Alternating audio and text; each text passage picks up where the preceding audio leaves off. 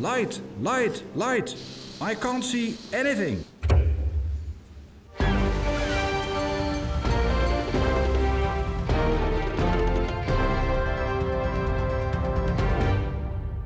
Well, well, done, done, done. Sold, sold, sold. What is done and what is sold, Captain?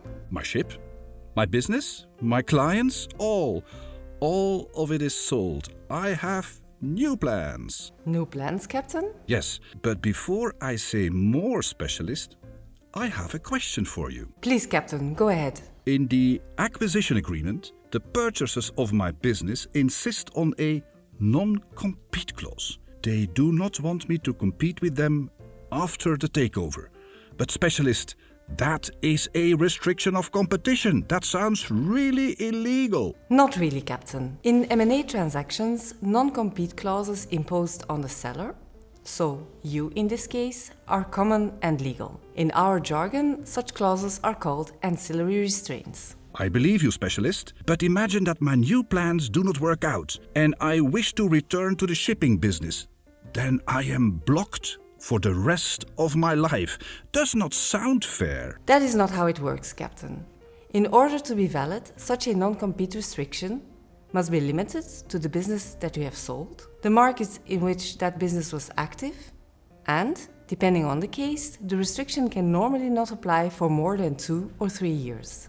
The shipping business that I sold concerns my Asian routes and my Asian container clients. In fact, that is all what I did. So if I want to start, for instance, a new US business for bulk goods, that should be okay? If that US bulk business is not part of what you have sold, that is correct. And after 3 years, I should even be free to recommence my Asian business, correct? That is right. The idea is that after 3 years, your purchaser has had plenty of time to make the business his own. He should not really fear unfair competition from you. Without that window of 3 years, you can really undermine the business for which he paid. In fact, I am sure that your purchasers would not go forward with the acquisition of your business if they run the risk of facing you as a competitor the next day.